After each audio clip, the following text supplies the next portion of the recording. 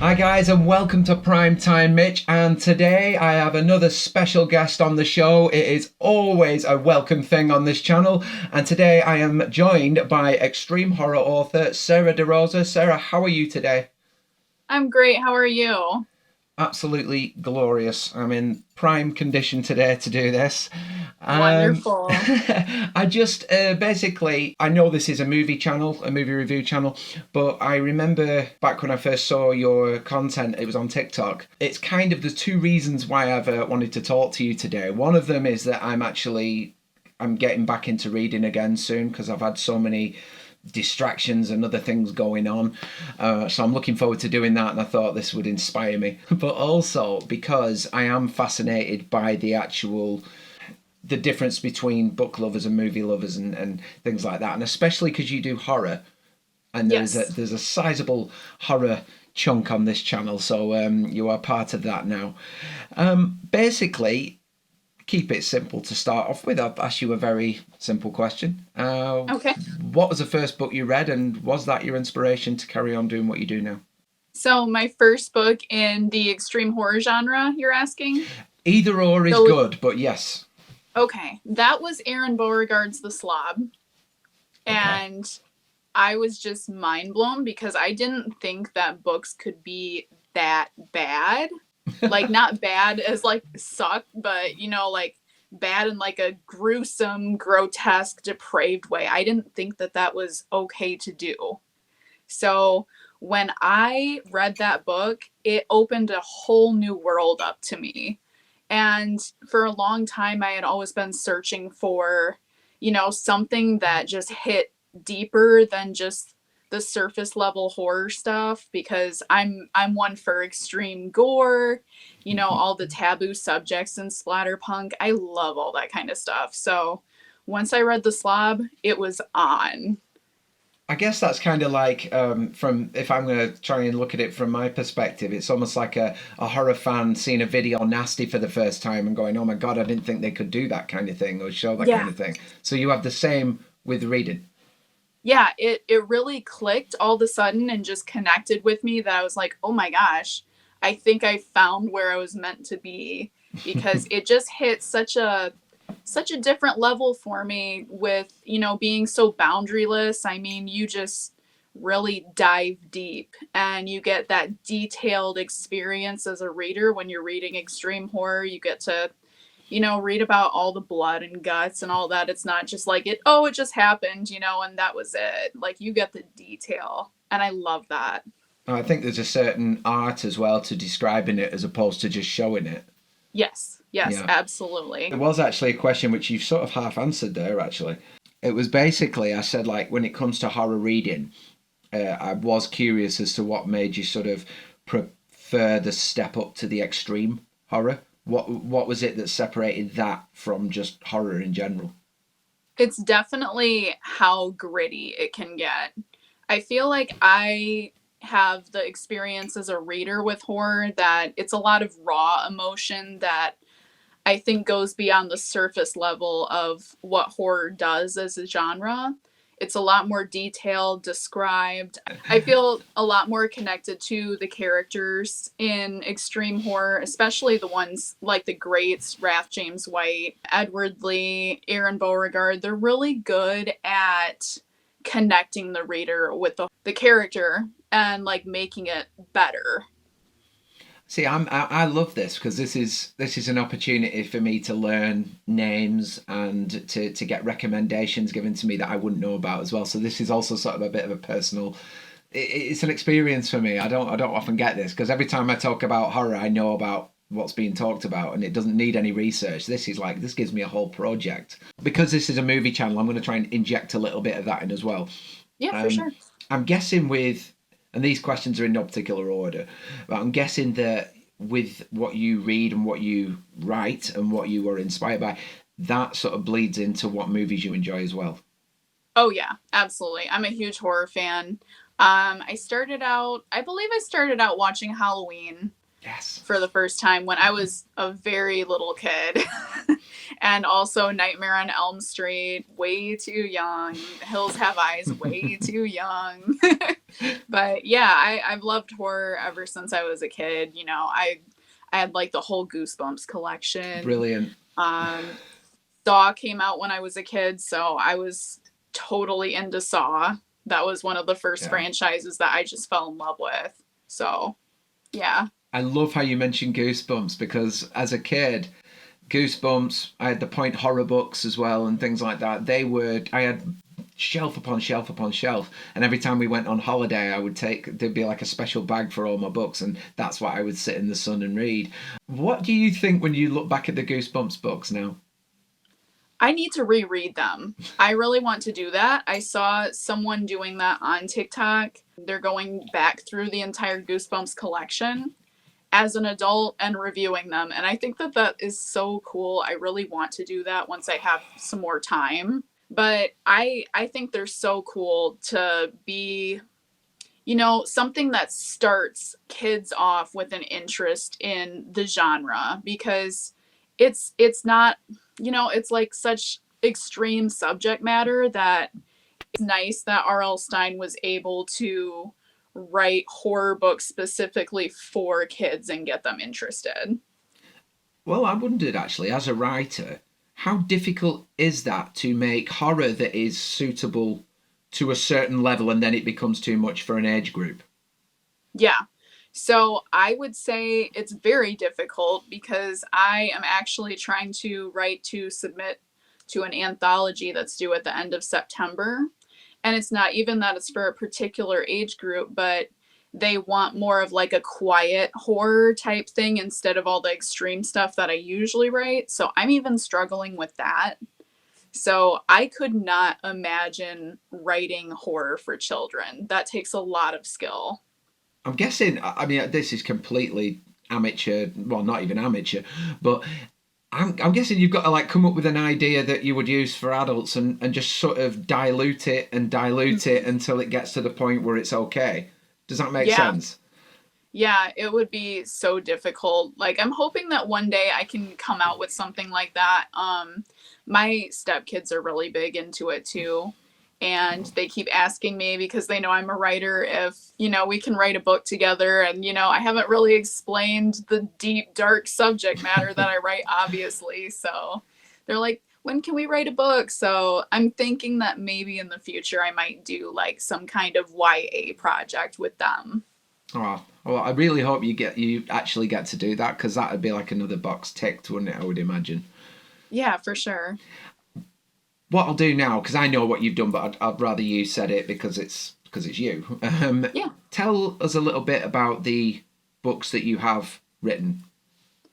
So my first book, well, I'll start by saying I was in the Shocking Sojourns anthology that Sydney Shiv put out. And that was kind of the launch of my writing career. One of my friends, RJ Daly, he's an excellent author. And he just kind of gave me that push. He's like, just submit it. It will be okay. You know, just get yourself out there. Because I was really having some, you know, insecurity issues with that. It felt like kind of like an imposter syndrome thing. Yeah. And he's like, just throw it out there into the world. So I did that. And ever since then, I've been writing.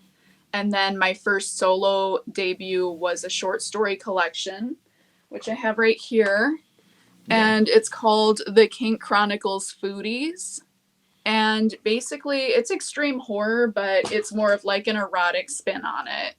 But a lot of people are deterred by that. And I'm like, look, it's not erotica. Like, this crap gets gross.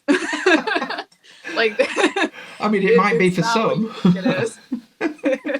Well, I'm about to order that as well, just so you know. Awesome. I was fascinated by it. I love the cover with the bloody s'more as well. I think that's fantastic. Yes, that's from a story called Chubby Bunny. And Chubby Bunny is about a young girl that is kind of still finding herself through her adolescence. And in the meantime, she's getting groomed by people online. And she's also really crushing on her youth leader, who's in his 20s. and it ends up being a situation that it goes from a consent to non-consent situation. So it has a lot of different elements to it, and there's also gummies in there. Like, yeah, it's got it all. Okay. Well, you've sold me.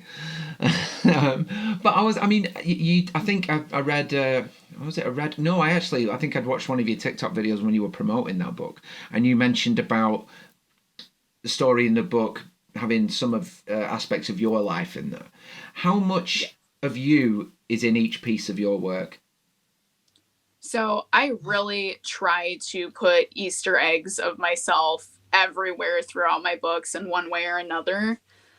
Even if it's not me personally, it's my boyfriend. He's in a lot of my books in different ways. So yeah, there's a lot, even down to like the different, if I mention like Better Made chips or Faygo pop, those are things from Michigan where I live that, it's just going to be a nice little personal touch to my work. Oh, that's good. I always think there should be something of you in everything that you create. Yeah. So, I mean, and as well, I think when you hide it, I think that's even better. If it's an Easter egg, I think there's a lot to be said for that kind of subtlety. I'm a big fan of that kind of thing. You also have another one as well. I'll let you carry on with that. Yes. So my second one that I just released is called Daddy is the Word. And this one is kind of like an extreme horror To Catch a Predator vibe. From the Dateline show To Catch a Predator with Chris Hansen.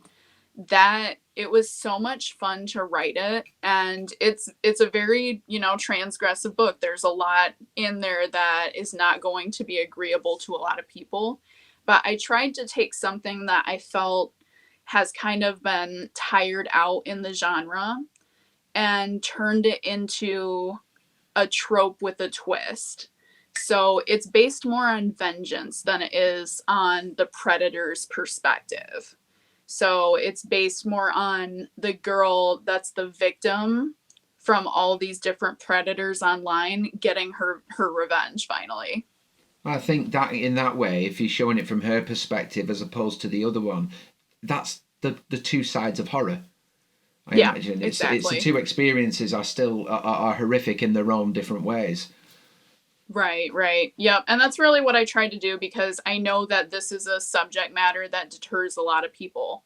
A lot of people will not read books with child SA for obvious reasons. They're awesome people. And the thing of it is that I wanted to take a subject matter that is very uncomfortable and make it more approachable so that we can get awareness generated and people can actually be able to read it, because there's only one SA scene in this book, and it's between the dad who's helping his daughter get revenge on all these sickos and the child molester. So like he's enacting revenge.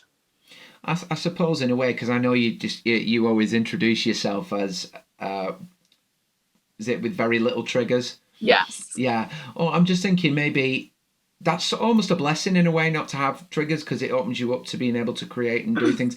Do you use that as like a motivation? You've got this strength that you can channel in a good way. Yes. Yeah. I use that as a motivation all the time. I try to definitely consider my readers still, because I know a lot of people aren't as boundaryless as I am when it comes to reading. And I really do want to consider them. But at the same time, as a reader, it's been awesome in the genre, because I get to really push myself like, okay, this book didn't hit anything for me. What else can I find that's even more gross, more disgusting, more depraved? So I've been on that journey for probably over a year now. Do you make notes when you read other people's work? Yes, I do. For every review video, I make notes. So it's usually like 2 pages in a notebook. I keep all my notebooks, and it's really fun to look back and reference all the different books I've read. Oh, that's good. I mean, I always think there's no, because some people, I've certainly myself before, whenever I've created something, and I've borrowed an idea or I've used something, I always feel like, oh, I wish I could come up with my own completely original idea. But I don't think there's any shame in taking inspiration from other things, because I think everything's inspired by something. Yeah, for sure. Yeah. Yeah, I get that. And that's really where it's been a challenge for me as a writer to come into the genre and still be fairly new to it as a reader. So I'm trying to read as much as I can to make sure that my ideas are staying as completely original and individual to myself as I can. Because there's nothing worse than, thinking up an idea and being like, oh man, that's already been done, multiple times. I suppose if you take an original idea and do something with it, you can make it original. Yes. Yep. And that's exactly what I tried to do with Daddy is the Word. I tried to take, the child predator essay trope and make it into something that can be enjoyable for a larger group of people. I would think in terms of horror, I think this, I'm looking at this from a film perspective as well. Yeah. But to go from horror to extreme horror, is it simply just about taking more risks? Yeah, I think so. So it's just going in those dark areas. Yeah. Yeah, that's an excellent way to put it. You're absolutely right. It's about taking more risks, knowing that you're going to offend, more of the general audience, but you're still going to get your niche people that are like diehard for it. And I could see that definitely being a thing with, like movies like The Terrifier. Terrifier is one of my favorite movies, specifically the second one. I love that one. But I heard that it took him over a decade. It took Damien over a decade to really get that launched and started. And now, it's everywhere. So I think that once you find that niche group of people, you're in. Well, it's funny, I'd actually written down here, I just looked at my notes as you said that, but I'd just put, what does the Terrifier franchise do for you? Yeah, I love it. I love clowns. I think they're great. Everyone's scared of them, and I think it's fun because it was, yes, all right. Yeah, like they were originally meant for children, right? And then horror just kind of adopted them, and they're like, you know what, you're creepy. We're going to adopt you as our thing now. So we get so many different variations of clowns in the horror community, and I just love it. I love it so much. And I love Art because I feel like he has such a complexity because he doesn't talk. Yeah, I understand. So that acting is just, it has to be top tier to remain entertaining to an audience. I personally, I've never put Terrifier up there at my top favourites. I'm gonna give it a second go because I always give everything multiple tries, because there are films I don't like when on first viewing. The second viewing I'm like, oh, actually that's not bad, and the third viewing I'm going, yeah, I like that now. It takes me time. But I do completely get the silent thing, because that's I'm very much a fan. I'm putting a video out soon about movie trailers really pissing me off at the moment, but it's about, I'm a big fan of less is more, and I think if you take away the voice and it's just all actions with the smile plastered on, I think there's something horribly unsettling about that. Mm-hmm. Yeah, I agree completely. And I love that I watch The Terrifier like multiple times a week. Some movie in the franchise I watch. And I love that I still laugh at Art's faces, his facial expressions when he's trying to convey certain emotions. Like, it literally still makes me laugh out loud. It's crazy because he's actually, he's terrifying. I didn't want to use the word. Yeah. But he is terrifying to look at. And it's the irony that you said, like, clowns were for children initially. But the old clowns of the olden days are the most scariest clowns I've ever seen. Some of those old grainy photos of kids sort of having a photograph taken and they don't want to be there, and it's reluctant, completely reluctant. So I must ask though, is it more because there's an awful lot of let's say in your face gore in that? Is that another reason why that's such a big deal for you, that movie? Yeah, Yeah. definitely. When, my mouth dropped open at that very first scene. I'm not gonna give it away for anyone that hasn't watched the Terrifier movies, but that scene with the saw and being upside down and Mm. everything, like, oh my gosh, like I could not believe that. So I like it. Was it realistic? No. Incredibly, But though, that was done at one time in history as a yeah, punishment. So that it is taken from something existing. yeah, yeah, Yeah. definitely. And I don't know, I really like that. And I thought that it hit something for me the same way the Slob initially did, in the way that I've been looking for something that gets gory and deep and brutal. And when I watched that movie, that's what it did for me. I was just shocked by the amount of gore and FX in there. I presume then that you, when it comes to the like gore and effect, how are you into like Evil Dead and things like that, or is that a I little love too Evil corny? Dead. No, no, I love Evil Dead. I will admit that I haven't watched it in years. So it's definitely worth a rewatch, especially since I've been on the extreme horror journey, because I'm fairly new to that too. I'm still reading, like the OG authors' catalogs and, their backlogs of everything. So I have a while to go on my journey with reading, but also watching movies. I grew up watching horror movies, but now I'm starting to be able to look at things with a deeper adult perspective Yeah. and a deeper understanding of what's really going on. And I think that's also why I appreciate B level movies so much, because I love, like those indie films where it can get really gritty and it's just so beautiful. I think the with movies, I'm I'm finding it more enjoyable as an adult than I Mhm. did when I was younger. I don't know whether I don't think it's my level, my sense of fun has gone up or anything. I just think I see things that just go past me when I'm a child. You know, I can Yeah, watch movies absolutely. now. It's like the first time again, and and I think that's what made me want to do this channel because I've got such an appreciation now. Is it the same when you reread a book? Yes. Yeah, I love I don't really get to do a lot of rereading. Like, I will say that, because like this stack behind me is all my physical TBR, and then beyond that I have so many books on my phone that I'm ARC reading for people.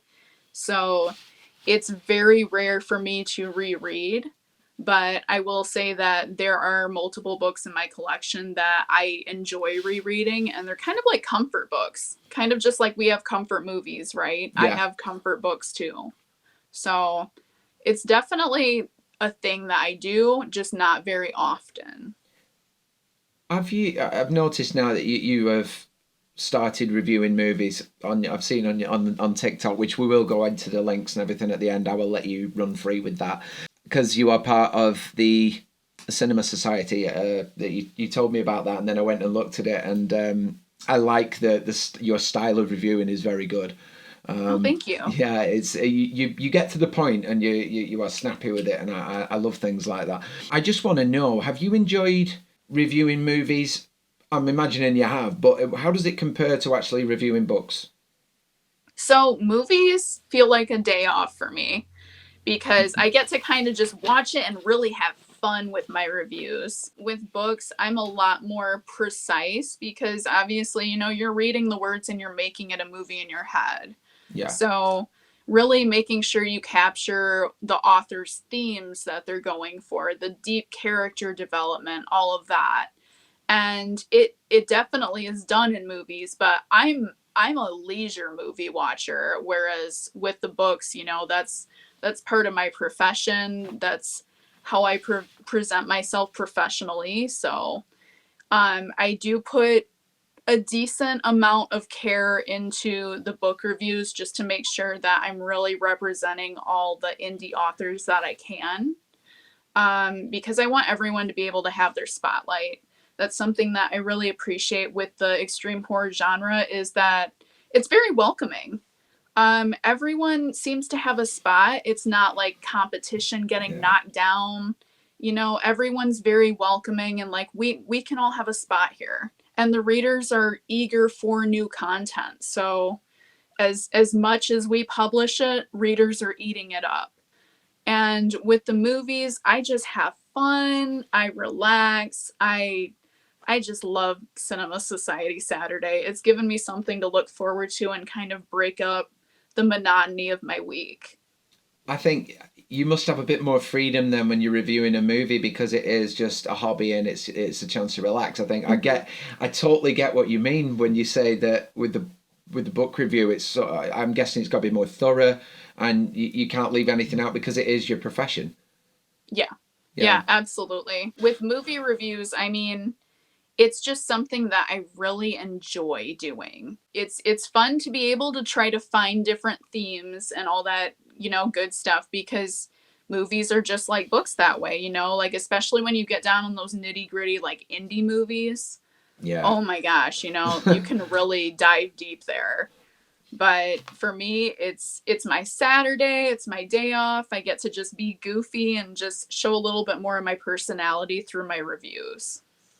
How much of your personality do you use in when you're reviewing something, or how much do you feel like professional? Or is it just a case of what you're reviewing? So like if it's books, you are an author when you're reviewing it, whereas movies, you're just a casual watcher kind of thing. So I usually try to, although I'm more like loosey-goosey with the movie reviews, I try to always be myself. No matter what I'm doing, I don't hold anything back. Like Why? I curse. Yeah, I'm gonna tell you like it is. I'm gonna give you my honest opinion because I'm not blowing smoke up anyone's butt. Yeah. If I say something, it's what I genuinely mean, because I want it to be a representation of myself. Exactly. So I have fun with every review that I do. I try to be a little bit more professional when I'm talking about my own stuff, but even then I just don't really hold back. I'm fully on with that, because I mean there's so many robots nowadays. It's you got to stick hold of what character you're blessed with. I want to talk a little bit about what you use to create your work. So what ingredients go into the book when you are writing it? So when I'm writing a book, really it's a lot of myself. So when I'm writing the setting, most of my books are based in the Midwest because I'm a Midwestern girl, and that's a setting that I know like the back of my hand. I'm going to be able to immerse my reader through a sensory experience with the setting. So you'll see that a lot with me. Really my personal experiences, a lot of the characters in my books are based on real people in my life in one way or another, whether it just be, the characteristics, traits, mannerisms, the things they take a liking to or disliking to. And even some of the scenarios in my book, I just really, amplify it so that it's extreme horror. Yeah. But yeah, I'm not living this wild, crazy life. Well, I did wonder if when you write the more risky parts of these books, the more extreme parts, how did you just fall into that easily, or is that something you've got to really break through a barrier to do? So with the Kink Chronicles, the first one, it was very laxed with the gore and the taboo. It was just more of like a breeze over type thing. With Daddy is the Word, I actually wrote a splatterpunk book. And that was, it was a struggle. I had to do a lot of weird research and, see things that probably are going to disturb normal people. Yeah. There, just to be able to describe it, because I'm really into my descriptions. So just that, and it was hard at first to really get that down. I'm writing different things to challenge myself through the different elements of splatterpunk writing. I'm just about to release the Kink Chronicles Volume 2. And the subtopic of that, like we had foodies with the first one. The second one is going to be sensory based. It's called Senses. So you'll have a story for hearing, smelling, tasting, touching, your vision, like it's all going to be in there. And I wrote that as a challenge for myself. Have you ever written anything and gone, oh God, I don't like, that's too much, and then crossed it out? Or is it just like everything's out there? So I throw everything out there. If I don't like something, like I'll try my best to revise it and still be able to make it work within the story. But if it's just not working for the story's sake, then I'm open to scrapping my ideas. It's just most of the time I feel like it can usually be used in one way or another. So sometimes, I'm like, all right, this isn't the right fit for this story. So then I'll cut it out and save it in a Word document because I might need it down the road. I danced with the idea of trying to write once, and I just got the feeling that if I wrote something down that I personally cringed at, then I probably wouldn't leave it there, and I'd wuss out of it. Yeah. Maybe not now, but when I was 15, when I was contemplating it, I probably would have done. The big question I want to ask, to sort of tie Mitch Cassidy's movies and Sarah DeRosa's books together, how...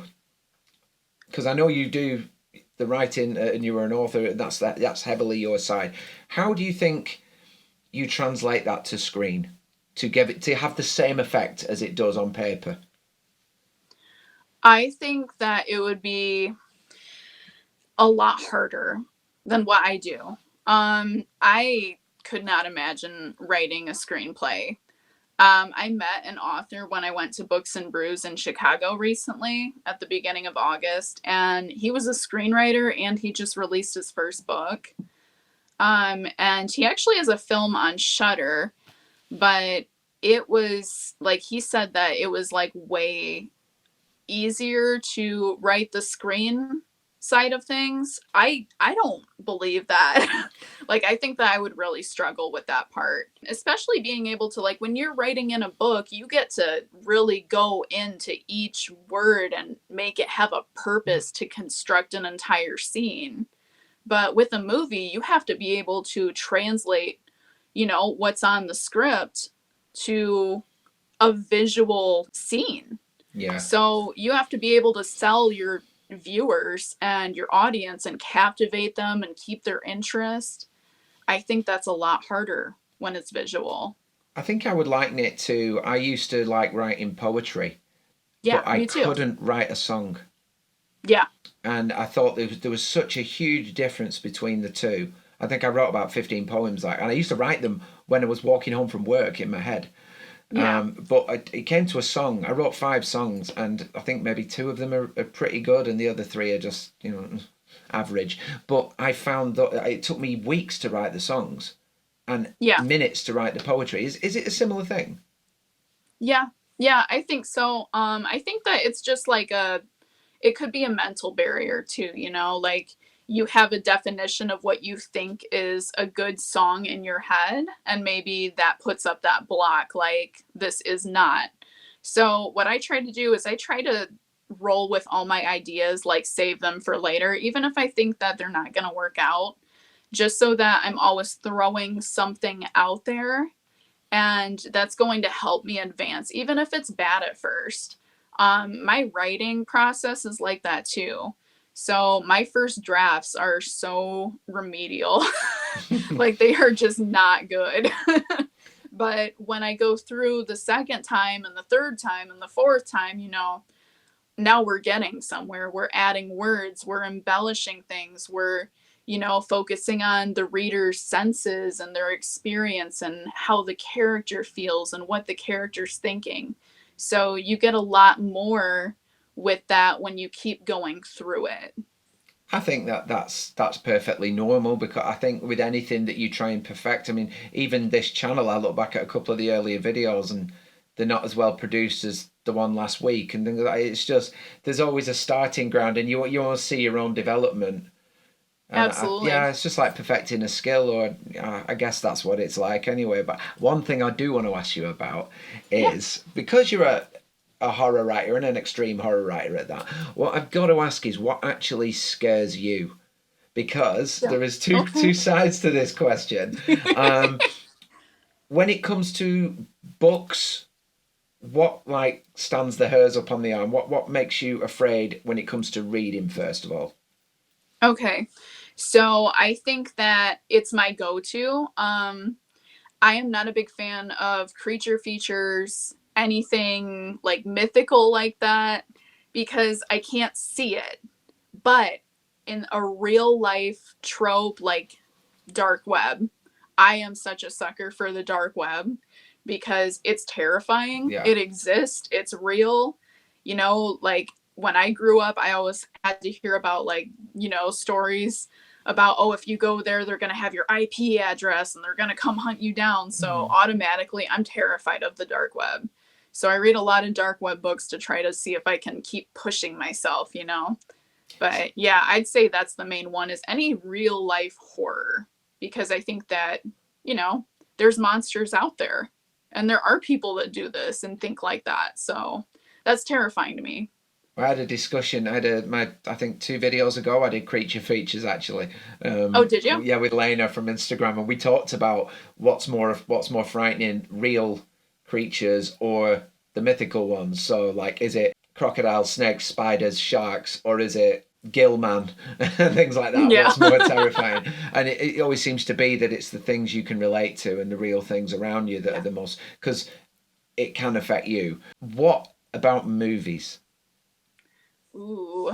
What's the scariest movie trope for you, or scariest movie, like one that really makes you go, oh, I could only watch that the once, or oh, that really taps into my fear?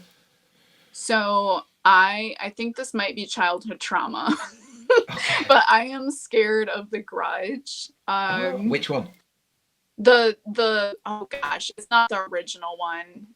It came out when I was like a kid, so it must have been like one of the remakes, but it was so scary, like the attic scene and, you know, the crawling backwards and like the weird sounds that the Grudge makes. It freaks me out. I think Like, I can't do that. I think that would be with Sarah Michelle Gellar was in the Yes. remake. Yeah. Yep. See, that was a Yep. good remake. I mean, I'm not good on a remake's got to be really, really bloody good before I give it some credit. But the two came out. You had The Grudge and The Ring. Yep. And I love the American Ring, and I like the Japanese Ring. I love the Japanese Grudge, and I like the American Grudge. So I've got it the other way, like opposite way around. But is it I'm curious now. You've spiked my curiosity. Is it the unnatural movements and the sounds? Is it that what does it? Yeah. I think that anytime, even if something's just like full like black screen for a minute and you hear like the sounds, that sensory thing gets me every time. Like, I get so much more scared with the sounds. I don't know if you ever did this when you were a kid, but you know, when I was like super scared of something as a kid, I would like plug my ears and it made it like so much less scary. So it just goes to show you, you know, like the sounds really amplify the viewer's experience when it comes to horror movies. I think it's really, I'm very similar in terms of you for being afraid of real things. My scariest movie of all time is Texas Chainsaw Massacre, because to me that's a living nightmare, that situation. But at the same time, I can be equally scared, and I am in real life, of paranormal happenings, because they don't feel like natural. They don't feel like they should be there, you know. So I'm kind of both ways, but I do understand that real horror is where the horror is at. Yeah, I would say that I'm like you with that too. The paranormal stuff gets me every time. Even Paranormal Activities, like those movies, those freak me out. Yeah. You know? Yeah, the first two, I love the first two, and then 3 disappointed me, and then it just went straight to VHS from then. Oh, God, VHS, I'm showing my age there. Straight to DVD from then on. But yeah, I was genuinely scared of that, because it reminded me of, again, childhood trauma. We had, in Britain, we had a programme on a Saturday night called Strange But True, and it was real, like, ghost stories and everything, but they did reconstructions, just small scenes of you know, what would have happened if it, you know, really simple reconstructions with people telling the story. And I couldn't go to bed with the lights off after it. And things like from then on, like Paranormal Activity, tapped into that. And again, it's what you see as a child that bothers you. I don't quite know why I'm so terrified of Texas, but I think potentially, again, there was a movie called Asylum, made in 1972 that my dad decided to show me when I was 10. And ever since then, like the deranged person has really unsettled me. So I think there's a lot to be said for what goes on when you were a youth. But when you were younger, did you want to be something like an author, or did you have some crazy other aspiration that just got sidelined for this? I have always wanted to be an author. Oh, that's great. So I feel like I'm cloud nine. I feel like I am achieving a personal goal that I set when I was 10. So I'm very happy with it. And to circle back around, maybe the element with Texas Chainsaw Massacre could be because it was based on Ed Gein or inspired by him. Yes. You know, and that's real life horror. I couldn't watch the Texas Chainsaw Massacre till I was like in my late teens, probably, maybe early 20s even, because I was so terrified of it. And it was to the point where, you know, I don't know if you guys have anything like this, but we have like these haunted attractions and stuff around. Like, do you have that? Yeah, we do. Yeah. Yeah. Not as good as your place. Like you do it properly. We're kind of budgeting with ours. Really? Do you not have like good ones? I've seen what you guys have over there, and it's not bad here. We are trying a lot harder recently with horror. That's cool. We have it's funny. I'm volunteering. I did it last year, but they've got Grimfest, which is all the early screenings of horror movies. But I get to volunteer and work at that, and those things weren't available like 10 years ago or whatever. And we are trying a lot harder. There's a lot more scare parks opening up. I think we're even the potential for a Universal one is coming fairly soon. But we're always following you guys when it comes to that kind of thing. Yeah. Well, carry on anyway. I was just gonna say that I was scared of the chainsaw guys, because there was one I went to and the guys didn't even have like the blades or anything, right? It's just like the chainsaw part, and you know, they'd like run after you got out of like an exit to a maze or whatever. It terrified me. But yeah, I'm so sorry that you don't have anything like really crazy going on like that. No, we don't do Halloween as well. I think that's the be all and end all of it. We don't take it as seriously, unfortunately. Yeah. There is, like I said, there's a great. I mean, I think the last question I had for you here, it's not really a question so much as probably a mutual agreement, but the horror community. Yes. I have been not part of other communities, but I've worked in communities where they're so toxic, and I just don't feel good when I'm in them. I always end up being arguing with somebody or something like that. The horror community is probably the most welcoming, warmest place I've ever been. I mean, there's a twisted irony to that, but do you find it to be like a safe space to work? Yeah, I do. I think that this is the most positive, constructive community that I've been a part of. Instead of, you know, breaking people down and being like, well, your work's just crap, you know? Like, we don't have that. We have people that are like, look, I didn't like this part. I got to be honest with you, but here's, you know, steps that you can take to make it better. And I love that level of support. Like I mentioned earlier, everyone's here for each other. It's not so much as a competition. Like, I came from the tattooing community. I know how to tattoo. So trying to get information from other tattoo artists, and even, you know, like being brought up with it was like a very tight-lipped community. And I found that a lot of people wanted to break me down rather than critique me in a way that could help me grow as an artist. And I don't feel that here. No, I often think sometimes that the horror community is probably the way it is because of the lack of acknowledgement that movies get and things like that. You're almost you're all outsiders, you know, and you're all together trying to push and make people sort of open their eyes to how fun it can be. I think that's why it's so tight knit, because it's like us against the world kind of thing. the reason my channel is all movies, but there's more horror on there for the simple fact that I just want to give something to the community that they can watch and relate to.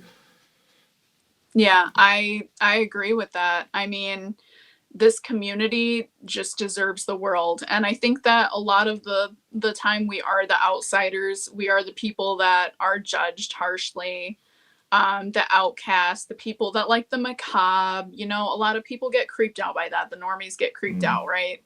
But I think that's what I've really, really come to appreciate, is that we all kind of just have each other. And you get to fall back on so many different people. And it's kind of like, even with the movies versus books thing, like now that I'm getting into movie reviewing, I've noticed people just come into my TikTok and, you know, support the hell out of me for stuff that maybe they aren't even like interested in, but they're just there to really dive in and be like, look, I got you. And I'm like that with, you know, many of the horror film reviewers on TikTok, and with Cinema Society Saturday, being part of that Discord group has been wonderful, because it's kind of meshed us together as the community. Like, there's still that divide, but we are all interacting now, and I love that. I think with you cross it, like doing the movie stuff, you're probably going to reel some people into the book side of things. Which can only be positive. And like I said, I'm looking forward to starting to read again. It used to relax me. I slept better as well when I'd read a book. But the last book I read was Rebecca, so I have a long way to go yet there in terms of horror reading. I think the most consistent horror books I read were probably when I was a child, when I was reading Goosebumps and Point Horror. But the sad thing is, I've read like so many classics. Yeah. But because I've got such terrible memory retention, I'd have to read them 6 times over, and you don't want to be doing that with Pride and Prejudice. No. So, yeah, I just have to sort of read it and hope I can remember something from it. And I think with horror, because I'm so attached to it, maybe I'll have a better experience with that. Yeah, I think you will. I hope so. I really do. Well, thank you for that. Yeah. What I will do now, I will step back into the shadows, and I will let you tell everybody on Primetime Mitch and wherever this gets sent out to, where we can find you, where your platforms are, what's on there, and what's next. Just go for it. All right. So I'm on TikTok and Instagram as @Sarah DeRosa Horror. And I am launching a website right now. So it will be www.sarahderosahorror.com. And that's where you'll be able to go and get t-shirts with my new logo on, signed author copies. I even have hoodies, which I'm super excited about because it's fall and it's going to be so cold here pretty soon. And other than that, I'm on Amazon as Sarah DeRosa. I found that sometimes you have to look under the books category on Amazon to find my books. I'm still trying to get that worked out. But I have the Kink Chronicles Foodies, which is volume 1. And then I have Daddy is the Word. And then this week I'm releasing volume 2 of the Kink Chronicles. So there's a lot to look forward to. Oh, thank you for giving us all that information. Obviously, for you guys out there, I will be putting all this information in the description. Please go check out Sarah's page. TikTok is just rammed full of so many interesting things. And I hope as well that we can drag some big screen viewers to the page, because there's so many great reads out there. And especially for some of the fans I know and the content they enjoy, I'm pretty sure they will enjoy what you produce. So thank you. Thank you, guys. If you want to ask any questions, I will divert them to Sarah. If you put them in the comments, she'll be the first to read them. And I can't thank you guys enough for watching. Can't thank Sarah enough for coming on the show. I'd love to have you back on sometime when I've actually read a whole bunch of stuff, and then I can relate to a bit more. Absolutely. And same goes for me with movies. I'm not that well versed in movies. I'm just beginning that journey again after so long. So I'd love to be back on the show to discuss movies once I really have some viewing under my belt. It's completely the other way around, isn't it? I like that. Yeah. I will throw a challenge your way. Thank you guys for watching Primetime Mitch today. Please smash a like on the video. Please subscribe to the channel, hit that notification bell. There'll be plenty more videos coming up in the near future. This has been Mitch Cassidy. This has been Sarah DeRosa. Catch you later, everybody.